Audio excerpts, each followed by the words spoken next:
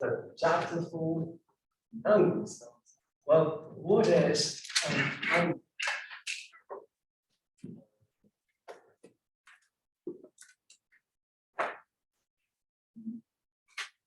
The degree used to reference how two lines intersect.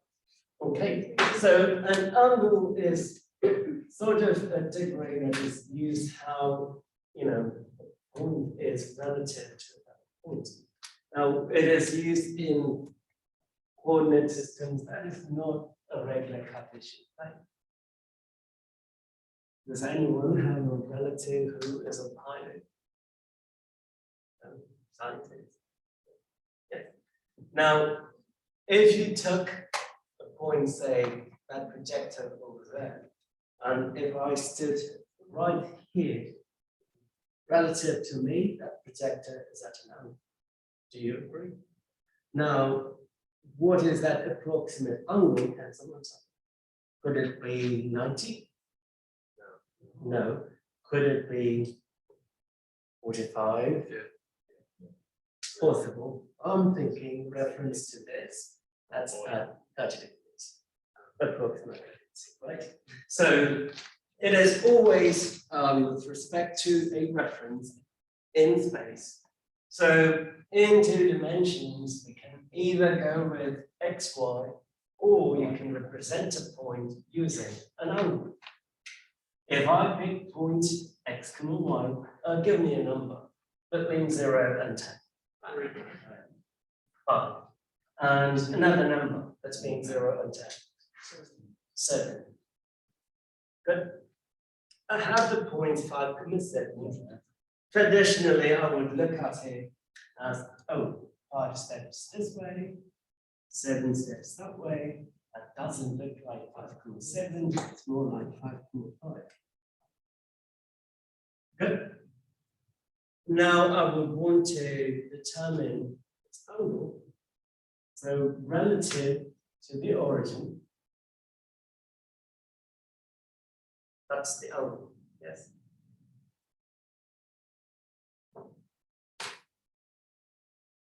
That will be 45. It's a square. So with respect to this axis, point 5.5 is at a 45 degree angle. Does that make sense? So if you take the x-axis, baseline angle is 0 degrees. If you go up there fully, what is the angle there? 180. 90 degrees. If you go down there, 180 and 270. Good. So when you come back here, what is the angle? 360. Right. And in trigonometry, or with angles, trigonometric functions, very important. If you miss this, then you're going to miss the understanding. So 0 and 360 are one and the same. And do keep in mind, if you go round and round, you're simply going round and round.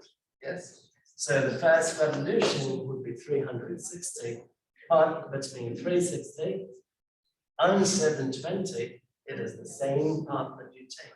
Agreed? Between 720 and 1080, it is the same path that you take. So you're going round and round, which is why sine, cosine, they're all periodic, it will repeat themselves. We will get to that eventually. So, degree measure, and degrees are used in trigonometry. But engineering and the sciences, we would rather use a radian measure. Now, your calculator can operate in both modes. It could operate in the degree mode, or it could operate in the radian mode.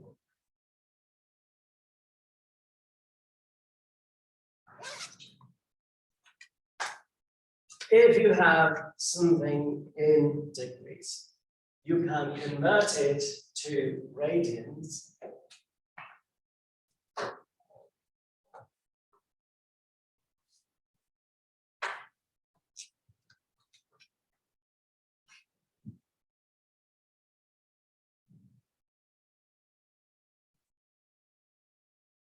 Simple algebra, right? Whatever degree you have, you multiply it by pi over 180 degrees, you would end up getting the corresponding radian. Good. That said, 0 degrees over here would correspond to what radian measure? 0. Easy. I'm ignoring the degree part. 90 degrees would correspond to what radian measure? Pi over 2. 180 degrees would correspond to pi. 270 degrees would correspond to 3 pi. 3 pi over 2. Good. So 0, full circle. What is the end point there? It was 360 degrees. It should be how many radians? 2 pi. Good. So that is a formula to convert from degree to radian, radian to degree. And if you remember this, you can, easily estimate the values. In your calculator, do we have it outside? Click mode. TI is equal. If you click mode and you scroll down, maybe the third or the fourth row should say high up there, close to the top. It should say degree mode radian. By default, in sciences, we use radians. But if we want to do something in degrees, switch it to degree. Okay, let's play this.